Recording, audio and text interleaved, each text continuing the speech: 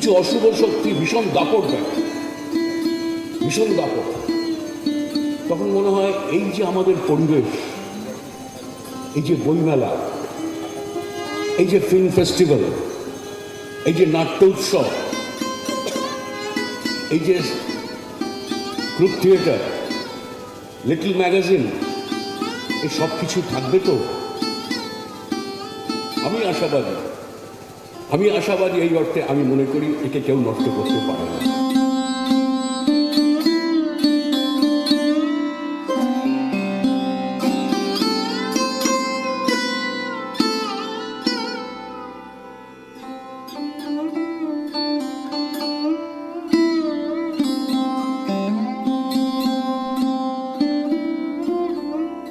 যিনি দীর্ঘদিন বুদ্ধবাবুর সঙ্গী ছিলেন, বুদ্ধবাবুর গাড়ির চালক ওসমান দা আমাদের সঙ্গে রয়েছেন। ওসমান দা, আজকে বুদ্ধবাবুর প্রয়াণ, দীর্ঘদিনের আপনি সঙ্গী,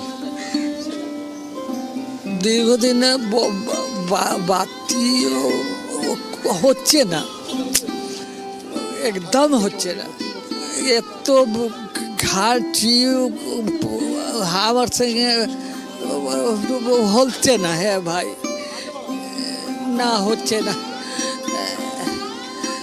বুদ্ধবাবুর সঙ্গে দীর্ঘদিন ধরে ছিলেন, আপনি চাকরি থেকেও সেইভাবে সরে গেলেন, ওনার সাথে ছিলেন। আমিও সরে গেলাম 2011-তে আপনিও চাকরি ছিলেন। উনিও ছেড়ে গেলেন, আমিও ছেড়ে, উনিও ধরলেন, আমিও ধরলাম। কোনো ঘটনা কি মনে পড়ছে এখন?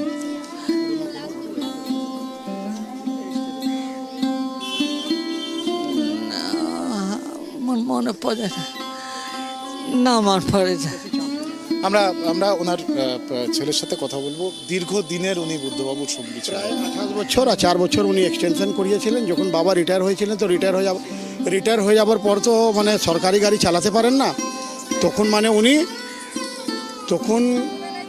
বুদ্ধবাবু বললেন যে ওসমানকে এক্সটেনশন করা হোক। কেন ওসমানের মতন প্রিয় লোক আমি পাবো না, ওসমানকে যেন এক্সটেনশন করে আনা হয়। তখন বাবাকে প্রায় 3-4 বছরের জন্য উনি আবার এক্সটেনশন করিয়ে নিজের কাছে রাখলেন। 2021 সালে লাস্ট ব্রিগেডে বাবা নিয়ে গেছেন। আর এই উডল্যান্ডে যখন ভর্তি ছিলেন তখনও বাবা মানে তারপরে বাড়িতে এসেছিলেন দেখতে। আর আজকে সকালে যেরকম খবর আমরা খুলি, দেখলাম হঠাৎ যে বুদ্ধবাবু এরকম হয়েছে আর আমাদের মাঝখানে নেই। তখন থেকে খুব শরীর খারাপ করে ফেলেছে। তো আমি হঠাৎ 12টা 20 মনে পড়লো না, বাবাকে নিয়ে যায় বাড়িতে। আলিমুদ্দিনে তো সব আসবে দেখতে, বাড়িতে তো ঘরের লোক যায়, আমরা তো কোনোদিন বাইরের মতন ছিলাম না। চিরকাল আমরা এখানে, যখন আমার ভাই মারা যায় 92 সালে, তখন বুদ্ধবাবু নিজের পাশে বসিয়ে, মানে বুদ্ধবাবু বলাটা আমার পাপ হয়ে যাবে, ওনাকে সবসময় জেঠু বড় বাবা মতন দেখেছি। তো জেঠু বাবাকে দীঘাতে পাশে বসিয়ে কলকাতা নিয়ে এসেছি যে তুমি আমার ড্রাইভার নয়, তুমি আমার ভাই, আর তোমার ছেলে না, আমার ছেলে মারা গেছে।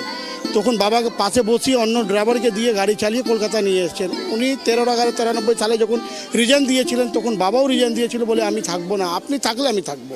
কেউ সরকারি চাকরি ছাড়ে না। বাবা ভালোবাসাতে ওনার সাথে আজ পর্যন্ত রয়েছেন, আর আশা করি ওনার ভালোবাসা নিয়ে আমরা থাকবো। আমাদের পরিবারের সাথে ওনার একটা আলাদা সম্পর্ক ছিল।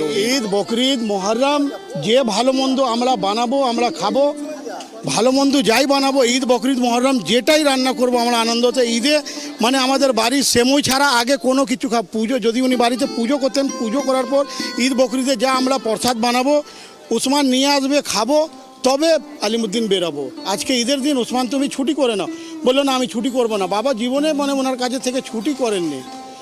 যদি সরকারি ছুটি, সাহেব ঘরে আছেন, মানে জেঠু ঘরে আছেন, তখন মানে বাবা ঘরে থাকতো, নাহলে কোন সময় থাকতো যে মানে ওনার কাজে পৌঁছবো, মানে ওনার একটা মনের টান যে আমি ওনার কাজে সবসময় থাকতে চাই। বাড়িতে উনি শুধু রাত্রিবেলা আসতেন, সারাদিন মানে কিভাবে নিজের কর্মটা পূরণ করতে হবে, ভালোবাসাটা পূরণ করতে হবে, চিরকাল ওনার সাথে ছিলেন।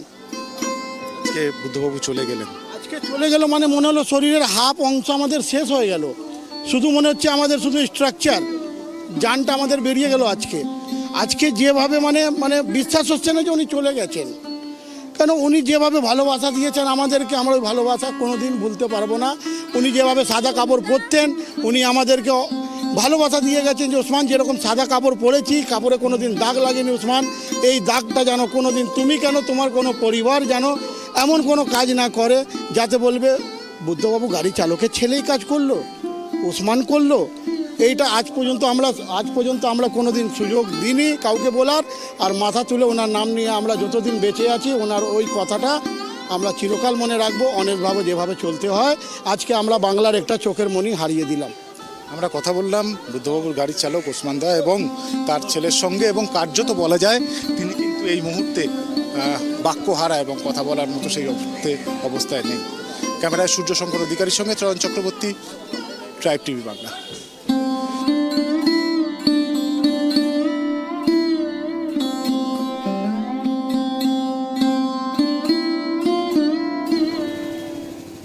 এক এক সময় মনে হয় সভ্যতায় শেষ হয়ে গেল, ফুরিয়ে গেল, কিন্তু তখনও রবীন্দ্রনাথ আবার ফিরে আসেন আমাদের চিন্তায়।